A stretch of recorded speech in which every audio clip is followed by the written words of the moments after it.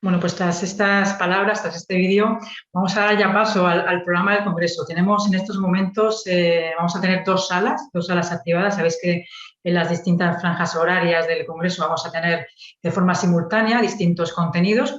En estos momentos vamos a dar paso en esta sala a los desafíos en 10 minutos presentados por Neus Literas, y tenemos también en la sala 4, en la sala TEC, la mesa sobre la transición tecnológica. ¿Es la solución? ¿Cuál era la pregunta?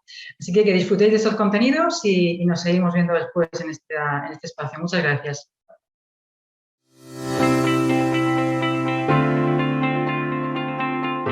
Buenos días a todos y bienvenidos al primer Desafíos en 10 minutos del Congreso Novagop 2021. Soy Neus Literas, directora de Gestión Ambiental desde el 2015, una empresa de servicios orientados a la administración donde la innovación está presente en toda nuestra actividad. En primer lugar, contaremos con la intervención de Raúl Oliván, actualmente director general de Gobierno Abierto e Innovación Social en el Gobierno de Aragón, aunque lleva más de una década diseñando y construyendo ecosistemas de innovación.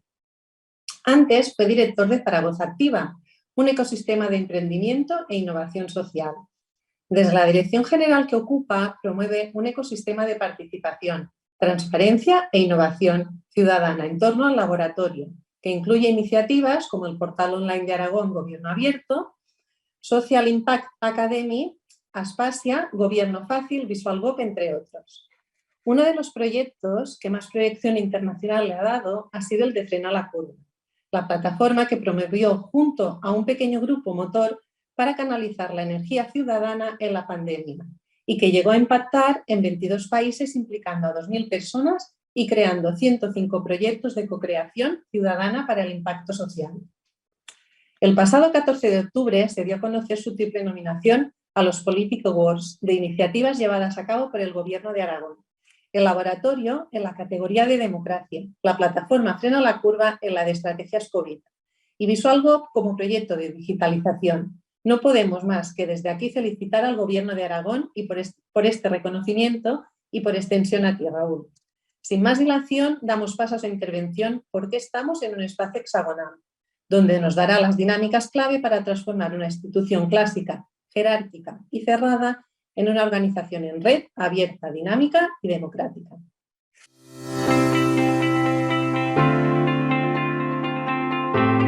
Hola a todos y todas, trabajadores y trabajadoras, empleados y empleadas públicas de España, de Iberoamérica y del mundo mundial. Estamos aquí en Zaragoza, en Aragón, inaugurando este Congreso Novagop. Miles os habéis inscrito, estamos encantados de recibiros.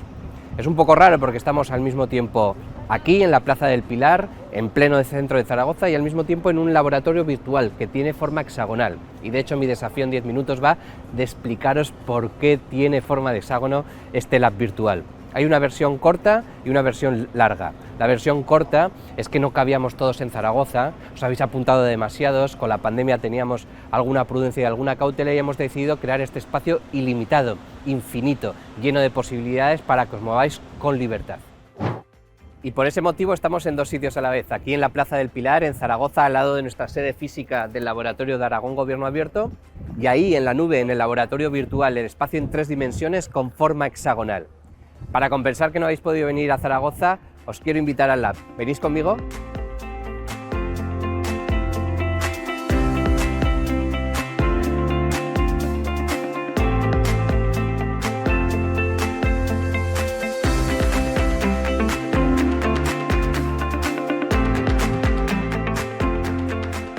El lab está en el número 3 de la Plaza del Pilar, en la sede de Ciudadanía y Derechos Sociales del Gobierno de Aragón, y lo definimos como una conversación entre los ciudadanos y las instituciones.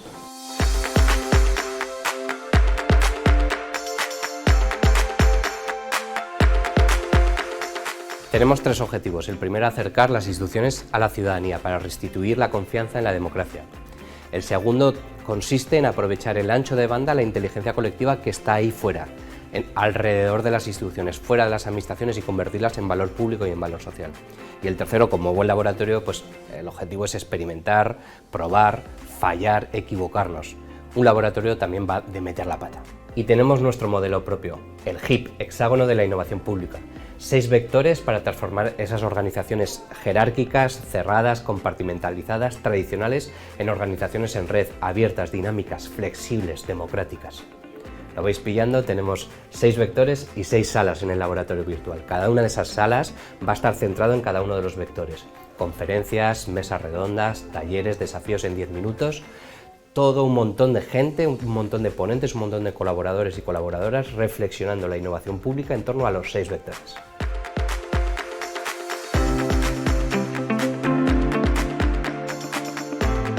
¿Qué es un ecosistema? Nosotros lo definimos como una comunidad de comunidades, nodos, enlaces, conectándose entre sí, con conflictos, con emociones, con ideas, con proyectos.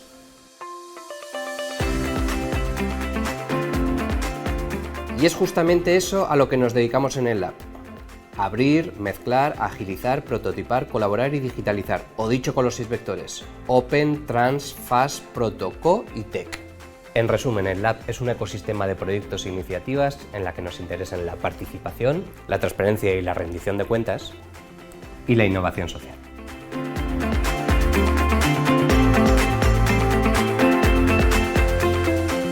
¿Queréis que os ponga ejemplos? Open Kids, una plataforma para promover la participación de los niños, porque los niños son fundamentales para la democracia. La Social Impact Academy, una aceleradora para jóvenes que están promoviendo proyectos de innovación social.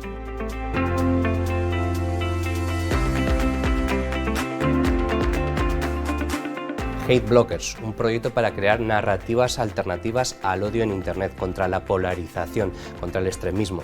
Aspasia, una comunidad de 527 mujeres que reflexionan, actúan y piensan juntas en torno a la participación con perspectiva de género y sobre la visibilidad de las mujeres en esas políticas públicas. Cebol, una plataforma digital para promover el voluntariado que mide el impacto de los objetivos de desarrollo sostenible y además certifica el desempeño en competencias transversales.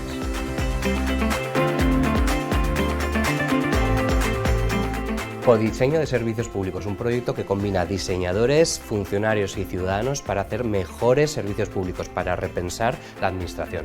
Gobierno fácil, un proyecto en colaboración con Plena Inclusión en el que trabajamos con chavales con capacidades diversas como síndrome de Down o esquizofrenia para rehacer esos formularios tan complicados en lenguaje administrativo o las leyes en esos lenguajes tan complicados a lectura fácil, a idioma que lo entienda todo el mundo, ellos, pero también una persona con baja comprensión lectora, inmigrantes o cualquiera de nosotros. Libros que unen, una spin-off de Frena la Curva en la que diseñadores, maestros, bibliotecarios, educadores se juntaron para producir 11.000 libros para los niños sin conectividad digital, y un ejército de voluntarios les llamó a su casa durante la pandemia para reconectar emocionalmente a través de estas historias.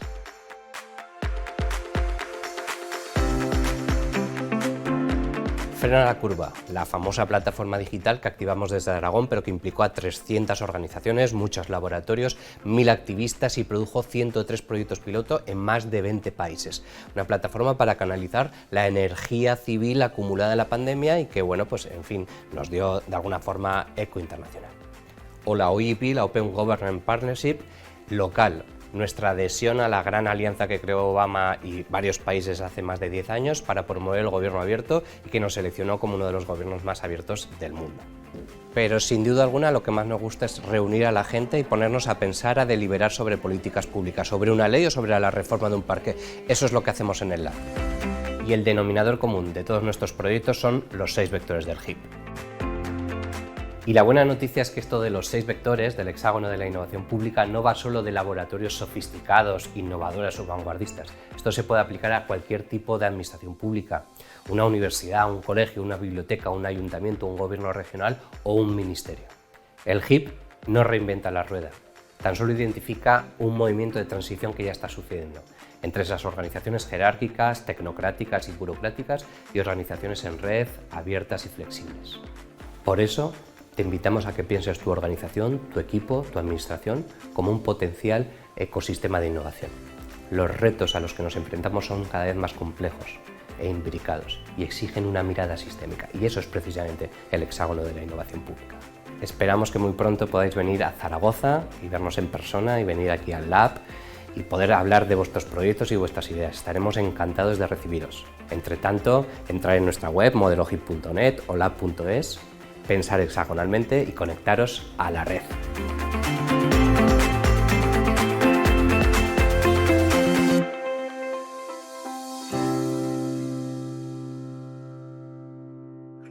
Muchas gracias, Raúl, por tu intervención. Seguimos con el próximo desafío, que viene de la mano de Diego Gómez Fernández. Diego es abogado y profesor asociado de Derecho Administrativo en la Universidad de Vigo. Es autor del blog especializado en Derecho Administrativo y Urbanístico Es de Justicia, donde escribe acerca de temas jurídicos de actualidad y de gran interés, así como de las principales novedades jurisprudenciales. Recomiendo encarecidamente seguir su blog. Os dejo con su desafío en 10 minutos, que lleva por título Ciudadana no súbdito, el derecho como garantía para las personas ante la Administración.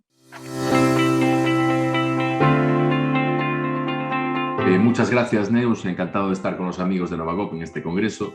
Vamos a hablar de ciudadano no súbdito, del derecho como garantía para las personas ante la Administración, cogiendo este hashtag que le he pedido prestado a mi querido amigo y compañero Javier Gómez Taboada. Pero claro, cuando hablamos del derecho como garantía estamos hablando en cierta medida de la limitación del poder, ¿no? La limitación del poder que hablaba el maestro Eduardo García de Enterría en su libro La lucha contra las inmunidades del poder, del año 62, que lo que venía a decir que en realidad para hacer esa limitación del poder desde el derecho administrativo debemos de aplicar técnicas concretas, ¿no? Y de alguna manera, ¿cuál es el objetivo que debemos de buscar? Pues viene plasmado hoy en día en la Ley de Procedimiento Administrativo en su preámbulo, ¿no? Dice, ha de garantizar el procedimiento administrativo el adecuado equilibrio entre la eficacia de la actuación administrativa y la imprescindible salvaguarda de los derechos de los ciudadanos. Bueno, esto es un poco lo que hablaba el maestro García de Enterría y Tomás Ramos Fernández también, ¿no? Pero claro, para garantizar este equilibrio son necesarias varias cosas, ¿no? Vamos a resaltar 4. En primer lugar, es necesario un buen diseño del procedimiento administrativo. Nos encontramos con cosas en la actual ley 39/2015 que en realidad, hombre, está muy lejos de garantizar este adecuado equilibrio, como por ejemplo el precepto del 41.6 de la ley de procedimiento, cuando dice que la falta de envío del aviso electrónico no invalidará en ningún caso la notificación. Bueno, pues depende, ¿no? ¿Por qué tienes que ponerlo en la ley? Esto es una cosa que es increíble, ¿no? A ver si de un momento a otro la quitan. Y después en el apartado 7, cuando se notifica al interesado por 2 cauces papel electrónico, dice que debe ser considerado la primera notificación. Pero históricamente se ha considerado por la jurisprudencia, cuando hay notificación y publicación, que debe ser la última de ellas precisamente por esta garantía, ¿no? Entonces ese diseño es importante. Ese diseño realmente debemos de recordar lo que decía la exposición de motivos del año 99 de la ley de reforma de la ley de 30/92, cuando decía que los modelos administrativos deben realmente construirse siempre en función de los ciudadanos y no al revés. Y esto lo derivaba del artículo 103 de la Constitución. Por eso el segundo punto realmente es recordar y cumplir lo que dice el artículo 103 de la Constitución. Sobre todo, por un lado, que la Administración sirve con objetividad a los intereses generales y, por otro lado, con sometimiento pleno a la ley del derecho. Respecto a lo primero, a servir con objetividad a los intereses generales, pensamos que en realidad siempre la Administración lo hace. Pero yo tengo una idea de que realmente el organismo público es como organismo, como si fuera un organismo vivo. Y, por lo tanto, una vez que nace el organismo, ¿cuál es su primer objetivo? Sobrevivir. Y en caso de conflicto grave entre otro organismo, va a primar sus intereses frente al resto. Aquí podría pensar que al ser esto público, pues realmente no está mal que se primen los intereses de la Administración, ¿no? Pero hay que recordar lo que es el interés general. Y nos lo recuerda el Supremo en una sentencia de 23 de marzo del 2021, en la que leo, dice que el interés general o público pertenece y beneficia a los ciudadanos, no a la Administración como organización servicial que lo gestiona y lo debe gestionar. Esto se deriva del artículo 1.2 de la Constitución, en realidad, porque dice que la soberanía pertenece al pueblo, de la que emanan los poderes del Estado. Primero al ciudadano, después lo demás, ¿no? Y realmente cuando nosotros pensamos como empleados públicos que debemos de actuar con ese imperio de la Administración, igual deberíamos de reflexionar que no dejamos de trabajar para nosotros mismos, no dejamos de ser ciudadanos, no solamente por esto que acabo de decir, sino porque yo cuando salgo de mi Administración, acabo de trabajar, en realidad frente a todas las administraciones que no son la mía, soy tan ciudadano como los demás, con lo cual, aunque solo sea por el propio interés particular o egoísta, creo que debemos de tener esto en cuenta para tomar y para actuar, ¿no? Y después, respecto al sometimiento pleno a la ley y al derecho, que en esta misma sentencia también nos dice que en realidad no hay un interés general superior que se cumpla la ley, pero esto es efectivamente porque el peor pecado que puede cometer la Administración es la vía de hecho, que es apartarse de la vía de derecho, por cuanto su legitimidad solamente al ser derivada del pueblo, como en el artículo 1.2 de la Constitución, solamente es legítimo el poder vicario delegado cuando realmente se adapta a aquellas leyes que el pueblo a través de sus representantes le ha dado, ¿no? Y vemos que muchas veces se incumple la ley, ¿no? Realmente el ejemplo ahora más paradigmático que tenemos es que no nos acabamos de adaptar, salir y llegar a esta nueva normalidad y seguimos con una cita previa obligatoria que impide a la gente ese que se lleven a cabo los principios de proximidad y de servicio efectivo a los ciudadanos que recoge el artículo 3 de la Ley de Régimen Jurídico del Sector Público. Por lo tanto, una cosa es que haya cita previa que a todos realmente nos beneficia y otra cosa es que sea obligatoria incluso para el registro. O sea, para que la gente realmente tenga que presentar algo, lo cual incide claramente y de manera negativa en lo que son la garantía de los ciudadanos. En el tercer punto es que se aplica adecuadamente el derecho. Si hablamos del derecho como garantía, debemos de aplicar la metodología y de adopción de las decisiones administrativas, de las que ha hablado también en un libro magnífico que tiene el profesor José María Rodríguez de Santiago, y todas esas técnicas de control que ha elaborado la jurisprudencia. El caso de potestades regladas es más fácil porque se aplica la subfunción, es decir, encaja, digamos, la actuación que ha realizado el ciudadano en el tipo administrativo como un lecho de progusto. Bueno, pues perfecto, pues entonces se aplica. Y si no encaja, pues no. El problema está en la toma de decisiones discrecionales, donde al haber más libertad es más complicado. Pero como decía, contamos con esa metodología y con todas esas técnicas de control de creación jurisprudencial, la motivación, los principios generales del derecho, lo que son el control de los eventos reglados, de los hechos, etcétera, etcétera. Y cuando estamos hablando de limitación de los derechos fundamentales, que supere la actuación el triple juicio de proporcionalidad, ¿no? Que la medida sea idónea o eficaz para aquello que quiero conseguir, que aun siendo eficaz, que no haya otra menos gravosa que pueda elegir. Y, por último, una vez que haya superado esos dos escalones o juicios, el propio juicio de proporcionalidad, que es la ponderación de los valores en juego, ¿no? Entonces, es necesario aplicar esto adecuadamente, tanto por los empleados públicos cuando toman las decisiones, como por los jueces y tribunales cuando controlan esa toma de decisión, ¿no?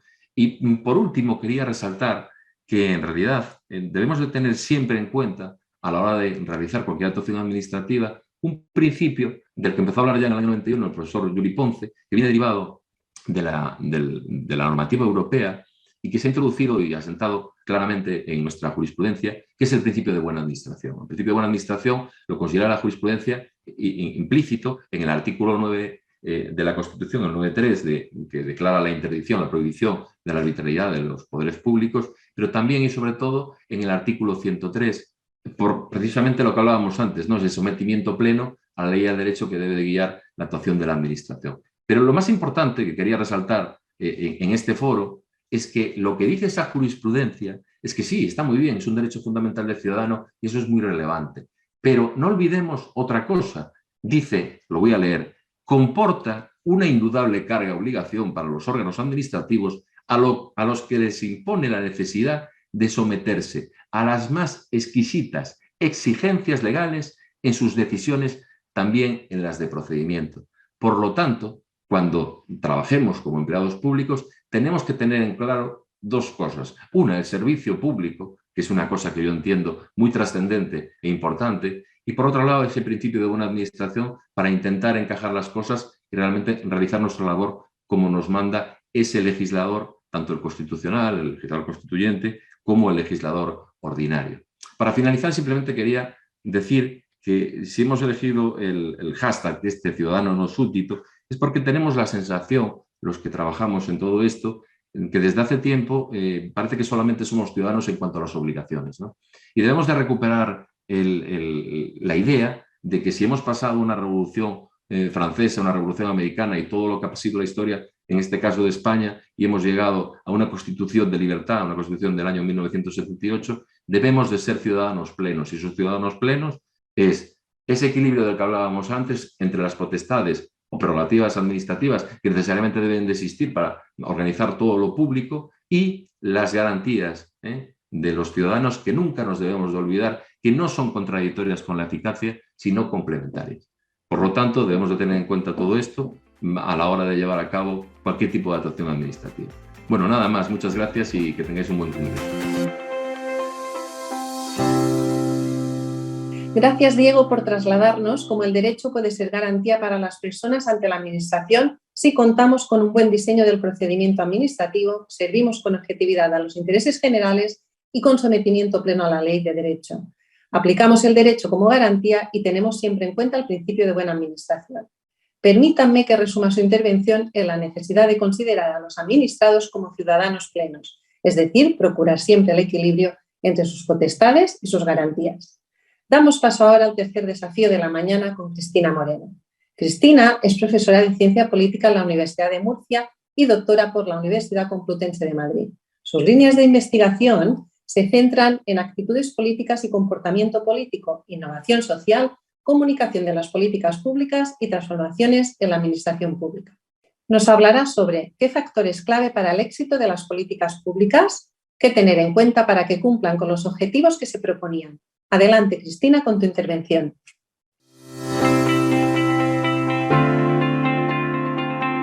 Buenos días. A menudo nos preguntamos por cuál puede ser el factor clave, el factor que marque la diferencia en que una política pública, un programa de acción gubernamental tenga éxito, realmente llegue a cumplir con los objetivos que se proponía en un inicio. Es una pregunta sencilla, pero que conlleva muchas cuestiones, está relacionado con muchos factores y que realmente nos pone frente a un dilema que conecta con más cuestiones sociales de las que podría parecer. ¿Qué factor podemos estar olvidando muchas veces en el diseño de políticas públicas que puede ser clave, que puede ser fundamental? Los problemas públicos tienen el carácter de construcción social, es decir, desde Berger y Luhmann sabemos que los problemas públicos son construcciones. Al definirlos, los estamos creando, estamos decidiendo que determinadas cuestiones sean prioritarias frente a otras. Es decir, que cómo definimos una cuestión, cómo decimos que está formada, cuáles son sus causas, cuáles son sus antecedentes, los elementos a los que vamos a dar prioridad, depende de qué actor está definiendo dicha cuestión como un tema que merece la atención pública, un tema que merece la atención por parte de las instituciones públicas. Entonces, al hablar de construcción social, de problemas que no existen ahí de manera objetiva, sino que son construcciones subjetivas que dependen de las prioridades que otorgamos a las cuestiones, todo depende también del colectivo del que se trate, el colectivo al que están dirigidos los problemas. En el grupo de estudios cívicos e innovación social al que pertenezco, tenemos una línea de investigación sobre lo que hemos llamado colectivos invisibles. Los colectivos invisibles o invisibilizados en términos públicos serían aquellos colectivos sociales que están invisibilizados en términos de atención pública, en términos de diseño de políticas públicas, o dicho de otra forma, cuya visión no se tiene en cuenta o no está presente en la definición de los problemas públicos, en el diseño de las políticas públicas que están precisamente dirigidas a sus supuestos problemas, a las cuestiones relacionadas con estos colectivos que hay que atender. Estos colectivos son invisibles o están bastante invisibilizados en términos sociales por algo que se ha llamado violencia institucional. La violencia institucional se refiere precisamente a ese ser marginales en la esfera pública, al hecho de no estar haciendo presente su propia visión del problema, sus propias demandas, sus propias necesidades. Un ejemplo de colectivos que en términos públicos, en términos de diseño de políticas, estarían muy invisibilizados sería el de la juventud, el de la infancia, el de las personas sin recursos, el de la tercera edad, el de los inmigrantes.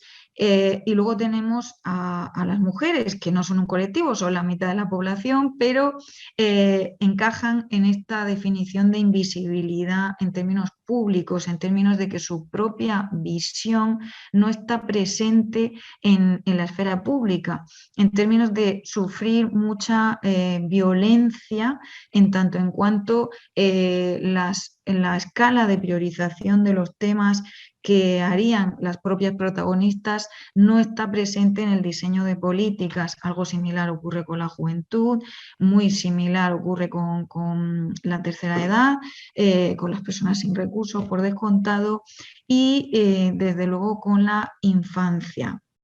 El tema de la infancia, de considerar a a los niños y niñas como si fueran proyectos de adultos, de ciudadanos, y no como personas sujeto de derechos como tales, completas, tiene finalmente un impacto en el hecho de que su propia visión no está tan presente.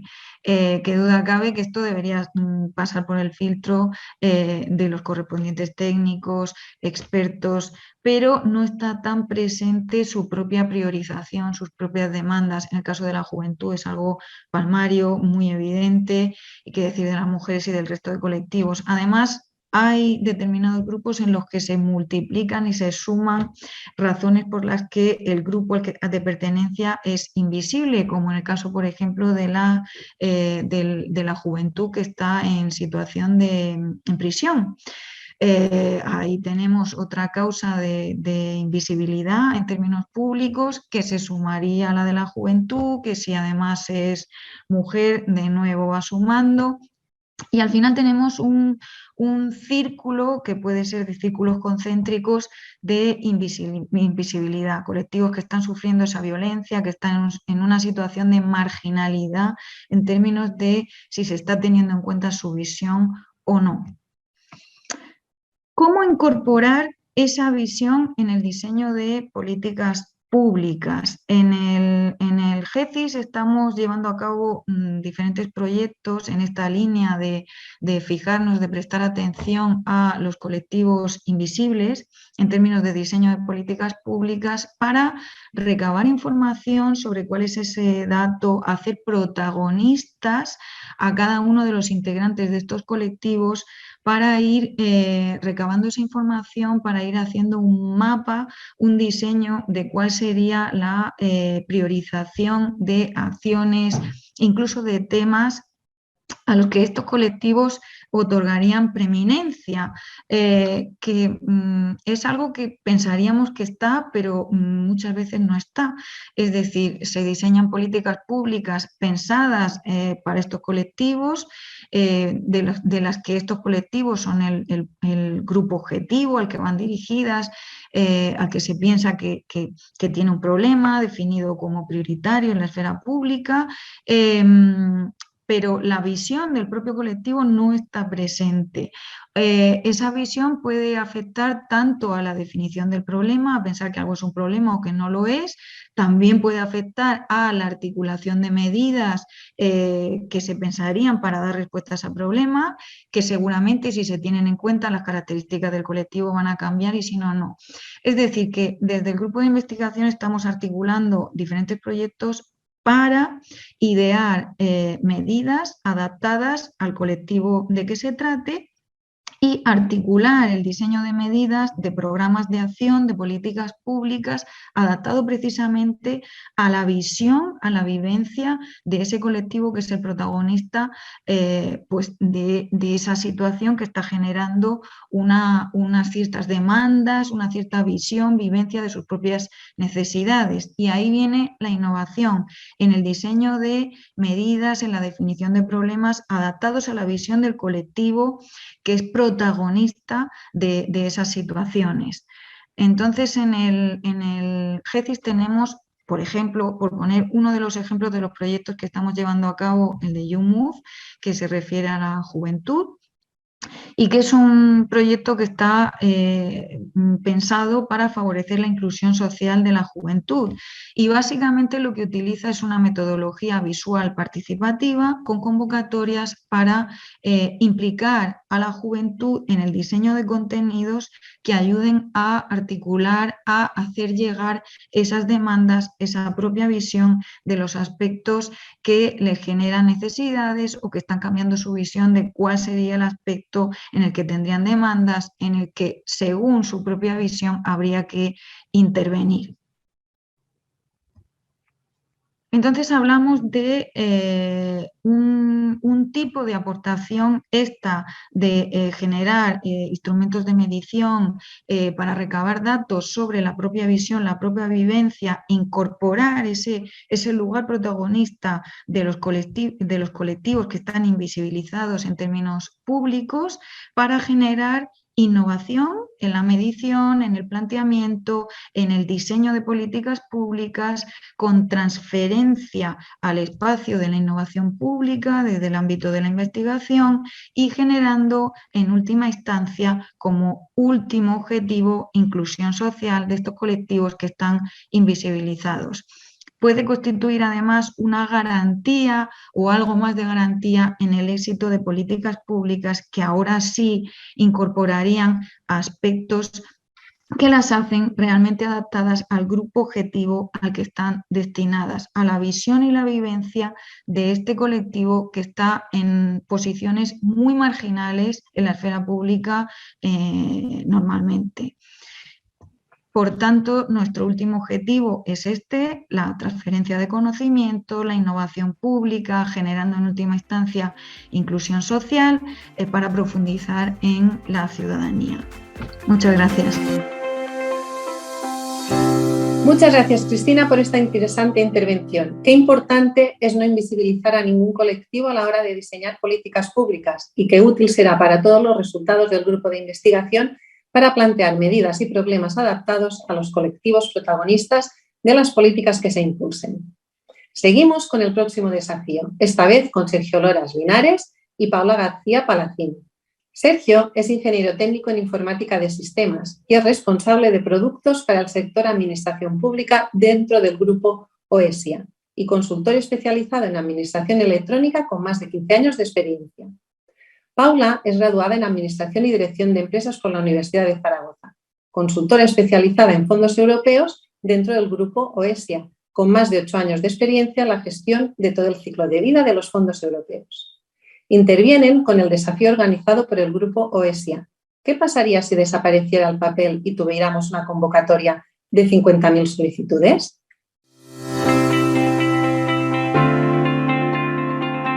Buenas a todos, yo soy Sergio Loras del Grupo ESIA y soy consultor de Administración Electrónica. Y yo, buenos días a todos, soy Paula García y soy consultora especializada en Administración Pública y Fondos Europeos. Nosotros como compañía dentro del Grupo ESIA llevamos más de 25 años acompañando a las administraciones públicas a conseguir un modelo más digitalizado, eficiente y transparente. Y tenemos presencia principalmente en gestión municipal, donde trabajamos con más de 1.700 entidades locales, en gestión autonómica, donde trabajamos con más de 14 comunidades autónomas destinadas a la gestión íntegra de fondos europeos y administración electrónica, y en Administración General del Estado, donde contamos con clientes como IDAE, Red.es, ICEFE y demás. Entonces, gracias a esta experiencia de tantos años trabajando con la Administración, hemos detectado una serie de consultas y de dudas que surgen en el día a día, y es un poco lo que queremos plantear y dar respuesta para poder ayudaros. Entonces, bueno, lo que queremos plantearos es qué pasaría si nuestra compañía o nuestra administración sufriera un ciberataque. Nos hemos encontrado con que diariamente pues, las inquietudes de las administraciones públicas es qué pasaría si nos atacasen, porque estamos viendo otras organizaciones que son corporativamente muy grandes y que están sufriendo ataques, y eso nos preocupa en exceso. Entonces, Sergio nos va a contestar. Bueno, realmente la mejor forma de estar preparado ante un ciberataque sobre todo es estar preparado, tener medidas de contingencia preparadas. Nosotros, dentro de las soluciones tecnológicas que ofertamos, nuestra plataforma interpública cumple con todas las medidas que recomienda el Esquema Nacional de Seguridad. Estamos certificados por AENOR en categoría media. Y aparte de estas medidas que nuestra plataforma cumple y tiene preparadas para evitar estos posibles ataques, nuestra infraestructura se aloja en la nube de AWS, que a su vez cuenta con una certificación en Esquema Nacional de Seguridad de nivel alto, con lo cual tanto lo que es la seguridad a nivel de software como a nivel de infraestructura la tenemos respaldada por el cumplimiento de estas medidas que el Esquema Nacional de Seguridad aporta. Por otro lado, en nuestra compañía contamos con un departamento de ciberseguridad especializado en ciberataques, que ha auditado, al margen de las medidas de seguridad del Esquema Nacional de Seguridad, nos ha auditado todas nuestras plataformas para asegurar que podemos tener una buena respuesta ante estos ataques.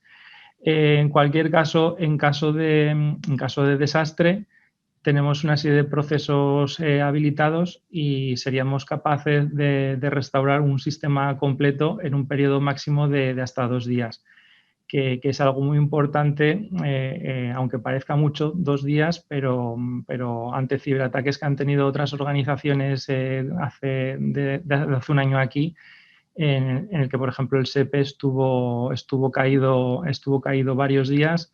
Adeslas también ha estado caído y recientemente la red social Twitch también ha sufrido un ciberataque.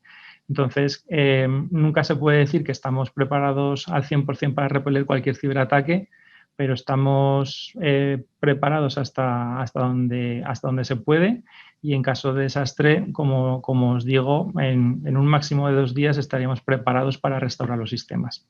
Otra de las cuestiones que queremos plantear es qué pasaría si con el teletrabajo no tenemos facilidades para poder trabajar con las herramientas corporativas como de forma habitual cuando tenemos trabajo presencial.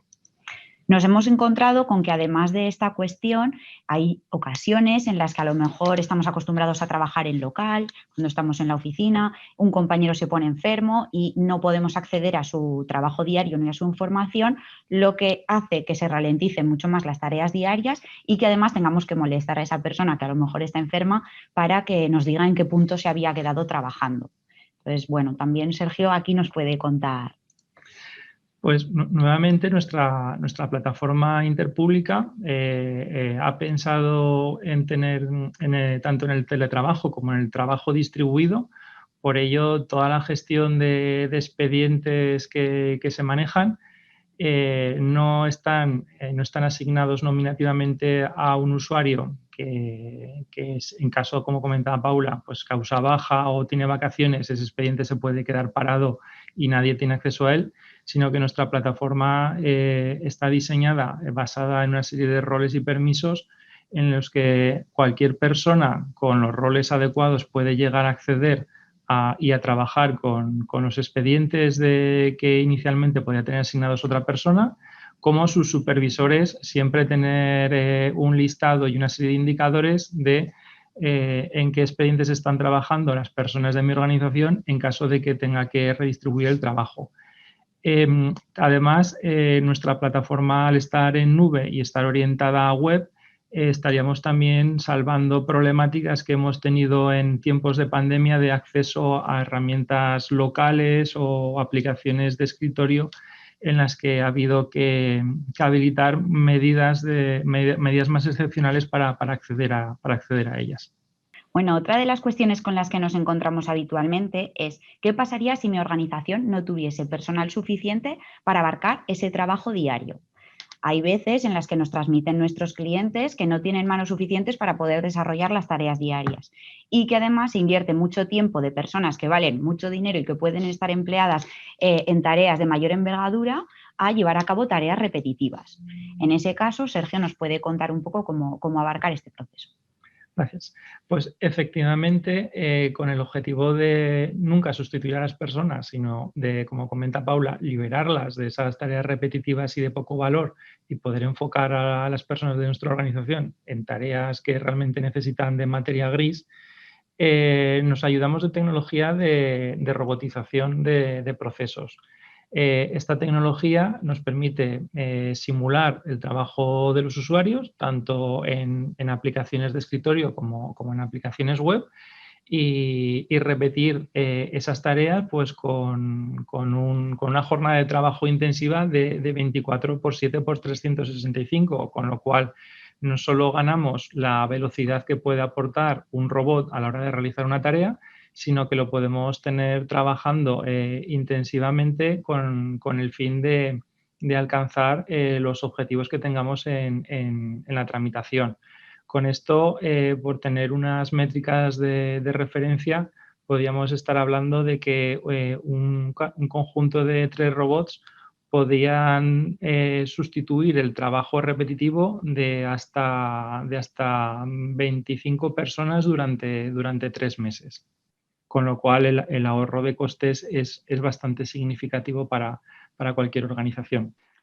Bueno, pues esto ha sido todo. Esperamos que nuestras preguntas y respuestas os hayan resultado de interés. Y bueno, queríamos agradeceros sobre todo el habernos escuchado y cualquier duda o cualquier necesidad que os surja podéis contactar con nosotros a través de la página web interpublica.esia.com. Gracias. Hasta luego. Muchísimas gracias por vuestra participación. Sin más dilación, pasamos al siguiente desafío, que tiene por título ¿Bloqueamos el odio en las redes sociales? Nos lo cuenta Manuel Rodríguez, licenciado en Derecho y Ciencias Políticas y de la Administración y consultor político y de innovación social, director de Cámara Cívica y entidad de economía social dedicada a acercar la política a la ciudadanía a través de la cultura.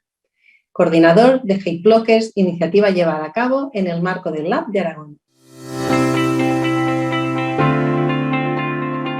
Uno de los mayores retos a los que se van a enfrentar las administraciones públicas es cómo enfrentarse a todos los problemas que suceden en el ciberespacio. Y entre ellos, una de las tareas que van a tener que solventar es cómo bloquear el odio en redes sociales. Hola, soy Manuel Rodríguez y en estos 10 minutos voy a intentar hablar de cómo desplegar mecanismos para bloquear ese odio y esa desinformación en redes sociales, tejiendo redes con otros actores de la sociedad. Lo primero que tenemos que entender es que Internet es un terreno donde el Estado va a tener que desplegar sus labores de regulación, de fiscalización, pero también de remover las barreras para que la ciudadanía se desarrolle plenamente. ¿Se puede hacer esto cuando sabemos que cada vez más hay un enorme aumento de los crímenes de odio, de la desinformación, de la fake news? Pues lo cierto es que cada vez tenemos más evidencia empírica de que las plataformas no lo ponen fácil, de que privilegian el contenido agresivo, violento, sexualizado, para mantenernos enganchados a la pantalla y para mandarnos anuncios que hagan que le compremos cosas a las empresas que financian esas plataformas. Unas plataformas, por cierto, que forman parte de conglomerados privados con normas propias que no tienen las garantías del Estado de Derecho en muchos casos, sino que se pueden eliminar sin necesidad de un proceso contradictorio y que son unas infraestructuras que, por su entidad, si se caen, nos dejan al descubierto toda nuestra información, la de nuestras empresas, la de nuestros ciudadanos y demás. Entonces, bueno, ¿cómo podemos conseguir que Internet sea ese lugar que imaginábamos donde la humanidad pueda aprender, deliberar, vencer la intermediación, romper dogmas y no sea ese lugar tan agresivo y tan hostil en el que se ha convertido para muchas personas? Lo primero que hay que entender es que no todos los haters lo son sabiéndolo, sino que simplemente comparten contenido que le parece que viene desde una fuente fiable, pero que no tiene no se para en ese momento, le falta información para verificar esos mensajes que le llegan o para reconducir la conversación hacia un tono más constructivo. Lo primero hay que entender que cuando hablamos de odio no hablamos de cualquier cosa, porque Naciones Unidas lo tiene perfectamente definido. Se trata de comunicaciones dirigidas contra minorías vulnerables y que pueden suponer una agresión y que en muchos casos, lamentablemente, está conectada con agresiones físicas. Entonces, ¿qué se puede hacer desde las administraciones públicas? Desde luego, está habiendo iniciativas muy interesantes. Por un lado, pongo 3 ejemplos. Por un lado, tenemos EU versus Disinfo, que es una iniciativa del Servicio Europeo de Acción Exterior para investigar las campañas organizadas de desinformación que son lanzadas desde Rusia, porque sí, hay personas que no saben que están generando odio y desinformación, pero hay organizaciones e incluso países que esto lo hacen parte de su estrategia. En otro orden de cosas, a nivel interno, tenemos este protocolo para combatir el discurso de odio en Internet promovido desde la Fiscalía General del Estado, en el que, entre otras cuestiones, se dará traslado desde la Fiscalía de las resoluciones judiciales a los prestadores del servicio, dado que este protocolo forma parte de un acuerdo entre diferentes administraciones públicas y entidades de la sociedad civil, además de la Asociación de Economía Digital, en la que están Twitter, Facebook, YouTube o Microsoft, entre otras, ¿no? Y desde otro ministerio, en este caso el de Migraciones, se pone en marcha desde el Observatorio Español de Racismo y Xenofobia el proyecto Alreco, que lo que busca es poner más recursos para detectar esos casos de discurso de odio, pues recopilando buenas prácticas o incluso creando un algoritmo informático entrenado desde la sociedad. Sin embargo, estas iniciativas pierden el potencial que tiene las propias redes de generar inteligencia colectiva. Si pensamos en grandes explosiones que generaron comunidades afectivas respecto a ciertos temas y visibilizando ciertas causas, podemos poner de ejemplo el Me Too y nuestro Me Too particular, que se llamó Cuéntalo, en España, en el cual, partiendo de dos tuiteras, una actriz, la actriz Alisa Milano y la periodista Cristina Fallará, pues se promovieron que las mujeres contaran casos de acoso sexual, y esto hizo que en muy poco tiempo se replicara en muchísimos países de todo el mundo. En el caso de Cuéntalo se replicó por toda América Latina, visibilizando esta lacra y introduciendo un tema en agenda, ¿no? ¿Y cómo podemos aprovechar este potencial? Sabiendo además que los propios creadores de contenido se están movilizando, no solo están generando memes, sino que son muy conscientes de para qué contribuye esas creaciones. Y, por ejemplo, el movimiento Es Solo un Meme, que agrupa a decenas de creadores de estas pequeñas unidades de información humorística, se pusieron de huelga para no visibilizar ciertas cosas, y recientemente hemos tenido una huelga de streamers en Twitch, una plataforma que pertenece a Amazon, precisamente por los ataques de odio que reciben a menudo a causa de sus manifestaciones.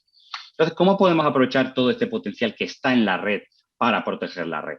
Bueno, pues nuestra propuesta se llama Hate Blockers, que es una iniciativa para generar una comunidad de jóvenes ciberactivistas que haga resistencia activa y pacífica contra el discurso de odio y la fake news para eliminar la toxicidad de Internet.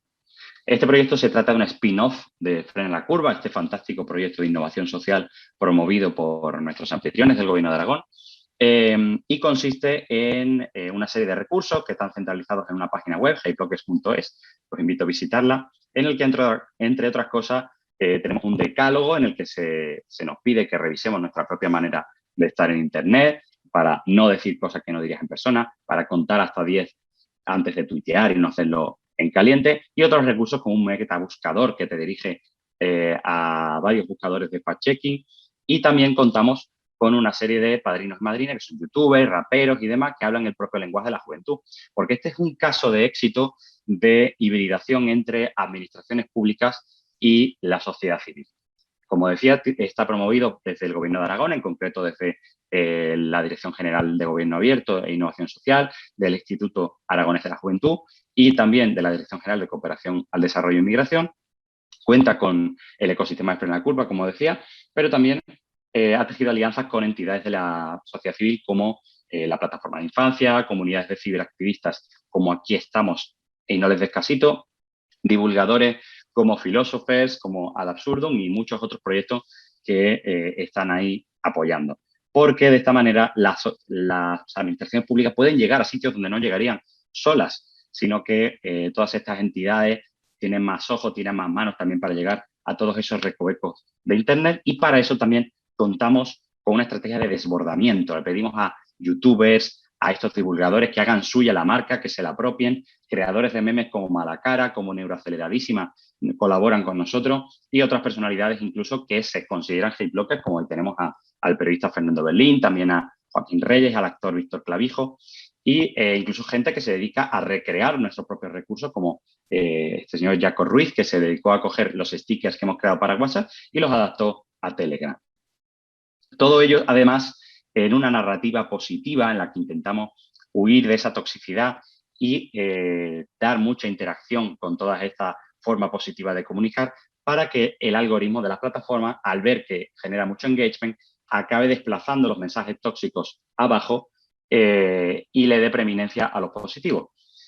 Esto además tenemos con otros recursos como lo que llamamos el algoritmo Hate Blocker, que esto es una manera de estar en redes sociales, pues en caso de que veas un ciberacoso o de que te estén atacando, pues que sepas cómo puedes trabajar tus redes sociales de manera más positiva. Y también visibilizamos casos en los que la gente reconoce sus errores, en el que intenta reconducir la conversación hacia un tono más constructivo y demás. Todo ello con una narrativa en la que nuestra Nutria Mediación lucha contra los haters, bloqueando su expansión, intentando convertir a todos haters en bloque, porque al final, si revisamos nuestra manera de estar en Internet, ya estamos haciendo mucho. Esta narrativa, además, nos permite generar juegos de cartas y otros recursos que pueden ser muy interesantes para trabajar en centros educativos, y bueno, pronto tendréis más noticias de esto. Y os preguntaréis finalmente por qué nuestra mascota Medi es una nutria. Bueno, la nutria, no sé si lo sabéis, es el primer animal que aparece en un río contaminado cuando esa toxicidad va desapareciendo. Entonces, nuestro objetivo es llenar Internet de nutrias y que vuelva a ser un lugar donde divertirse, donde aprender, donde conocer gente, y para ello nuestra propuesta pasa porque las administraciones públicas, la sociedad civil, las empresas y la propia gente, los propios usuarios de las redes, se responsabilicen de cuidar este ecosistema que tanto nos hace reír y tanto nos permite aprender. Así que bueno, muchísimas gracias y me tenéis a vuestra disposición.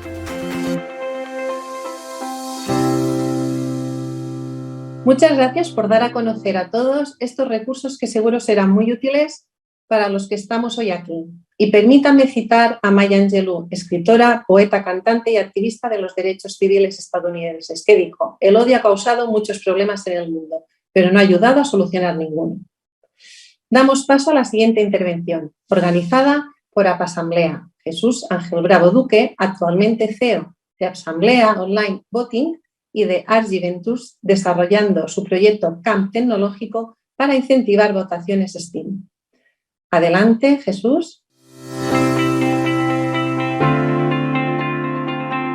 Buenas tardes, me presento, soy Jesús Ángel Bravo, director de Asamblea Online Voting, una plataforma que utiliza el blockchain para el registro de todos sus procesos.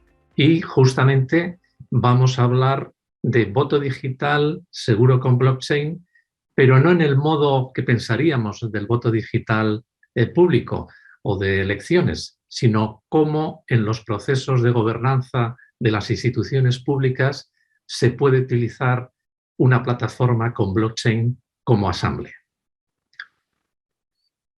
Asamblea ayuda a digitalizar los procesos de gobernanza en las instituciones públicas. Vamos a desarrollar este concepto para ver un poco dónde nos apoyamos en la tecnología blockchain y por qué la tecnología blockchain es un elemento facilitador para el control, el registro y el buen funcionamiento de las organizaciones. Vamos a ello. Bueno, en los procesos de gobernanza habrá reuniones, habrá debates y habrá que registrar las conclusiones, las aprobaciones o las votaciones. Blockchain incorpora la capacidad de anonimizar los datos que se van a publicar en la cadena de bloques, otorga una validez a los resultados porque esos resultados no van a ser posibles su alteración, otorga una transparencia en el proceso porque está registrado toda la cadena que ha llevado al registro final y proporciona unas ventajas porque al ser un proceso totalmente digital, el recuento, el acta final, esa trazabilidad es registrada de forma automática. ¿Cuáles son aquellos procesos de gobernanza que cualquier organización tiene? Pues estamos hablando desde comités, plenos, consejos, juntas, cualquier formato de reunión que al final haya que registrar las conclusiones finales y qué ha decidido cada una de las personas participantes, sería posible registrarlo con nuestra plataforma. Y ese registro, al ser publicado en la cadena de bloques, permite una trazabilidad completa, otorga esa no alterabilidad de los resultados y ese acta final, que es un acta digital que se construye de forma automática, es posible su integración con las plataformas existentes de registro mediante una integración XML para que se pueda realizar un proceso automático. Ya hay instituciones que lo están realizando de esta manera. En este momento tenemos más de 30 entidades públicas de muchos ámbitos. Estamos hablando desde ayuntamientos, mancomunidades, entidades públicas como el Comité Olímpico Español, consorcios, entidades público-privadas como Innovas, que es la agencia de innovación del País Vasco, el Consejo Superior de Deportes, o en el ámbito pues, más político, las Cortes Valencianas, que para poder facilitar, digamos, en sus plenos en el que esos parlamentarios que no pueden asistir presencialmente por temas de COVID han utilizado nuestra plataforma para poder aportar su votación a ese pleno, ¿no? Este sería un poco el ejemplo final y el caso concreto que tenemos en el caso de las universidades, que desde la CRUE, digamos, la agrupación que agrupa digamos, a los rectores de todas las universidades, y ya 10 universidades están utilizando en todo ese conjunto de procesos que un ámbito universitario tiene, como puede ser, digamos, toda la parte que lleva desde temas departamentales, elecciones desde delegados a elecciones por sectores o hasta elección de rector, utilizan nuestra plataforma.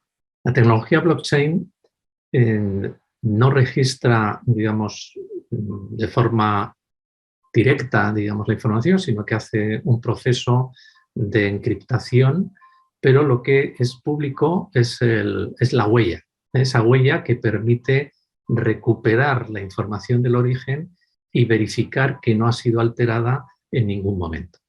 Esto, digamos, es una de las partes fundamentales de la tecnología blockchain y su gran utilidad para procesos como el que nosotros utilizamos. Esa inmutabilidad es lo que otorga validez a los resultados, esa, digamos, capacidad de verificar que en ningún momento, desde que se emite y se genera, digamos, el acta de resultado, no va a ser alterada en ningún momento posterior. Una de las grandes desventajas de la digitalización de los procesos es justamente evitar errores posibles de transcripción en el acta y que la generación de toda esa evidencia, ese acta final, sea inmediata. Es decir, el sistema recoge toda la información desde la convocatoria hasta el resultado final, con lo cual automáticamente vamos a recuperar ese acta y se podrá integrar, como hemos dicho, vía XML en los procesos. Estamos hablando de eficiencia, de seguridad, de confianza, en el que toda la cadena que va a llevar desde esa convocatoria inicial al registro final estará de alguna manera supervisada porque no haya alteraciones de personas que no puedan estar en ese proceso. Bueno, ¿quiénes usan blockchain? Realmente blockchain es una de las tecnologías que más calado y rapidez de aceptación está teniendo en todos los sectores que nos rodean. Ya no estamos hablando solo del sector público, el sector financiero, estamos hablando de las criptomonedas, estamos hablando de los smart contracts, contratos inteligentes que van a poder registrar cualquier acuerdo de cualquier tipo, ¿no? Países como Estonia pues, lo están utilizando como notarios digitales. Esa es una de las importancias que va a tener y la transformación y su gran aplicación. Entidades en España como Alastria están impulsando en forma, digamos, colaborativa, están presentes instituciones públicas, el sector privado, las empresas tecnológicas, justamente para dotar casos de uso y de mejor ejemplo en cualquiera de los procesos que tenemos que intervenir. Esta es una de las grandes ventajas de la adopción de estándares que son validados por toda la comunidad y que rápidamente, digamos, lo que está habiendo es esa interoperabilidad de plataformas, ya es una realidad, de manera que cualquier proceso que se pueda pensar va a tener un soporte sobre la cadena de bloques. Estamos participando ahora, por ejemplo, en un proyecto piloto en el que 2 entidades educativas van a integrar en sus procesos internos, incluso para la votación de una huelga por los estudiantes, van a poder realizar esa decisión y ese registro con nuestra plataforma, pero también se quiere utilizar para acreditar procesos formativos. Es decir, que tengas, digamos, tu budget, tu título, digamos, registrado en la cadena de bloques, de manera que eso pueda ser verificado a posteriori. Es decir, que cuando presentes un currículum, la persona que lo está evaluando sea capaz de poder verificar que sí se recibió esa formación en su momento y estaba otorgada por una institución acreditada para ello. Esta es una de las grandes ventajas que nos está aportando esta tecnología. Bueno, hemos hecho esta reflexión de cómo se puede utilizar en cualquier organización. Hoy estamos en el Congreso Novagop dirigido a las instituciones públicas y ahí claramente en qué ejemplos y casos de uso estamos utilizando nuestra plataforma para ayudar a esos procesos de gobernanza en instituciones que van desde ayuntamientos, parlamentos regionales, mancomunidades, universidades, otros centros educativos como centros de formación profesional, que era el caso que estaba comentando antes. Bueno, digamos, la amplia aceptación de esta tecnología permite su introducción en cualquier sector. Una de las ventajas importantes es esa garantía que aporta en que esos registros no puedan ser alterados, y si eso lo unimos a que el proceso de digitalización por sí ya aporta una garantía de evitar posibles errores en la transcripción de actas finales con los resultados, los recuentos, pues eso de alguna manera es lo que desde Asamblea queríamos aportar en la sesión de hoy.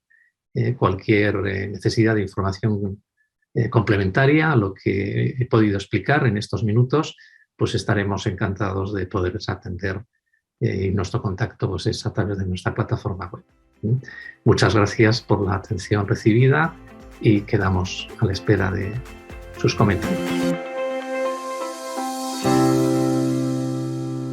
Muchas gracias, Jesús Ángel, por darnos a conocer esta herramienta tan útil. Y muchas gracias a todos vosotros por vuestra atención. Hasta aquí los primeros desafíos en 10 minutos del Congreso Novagop 2021.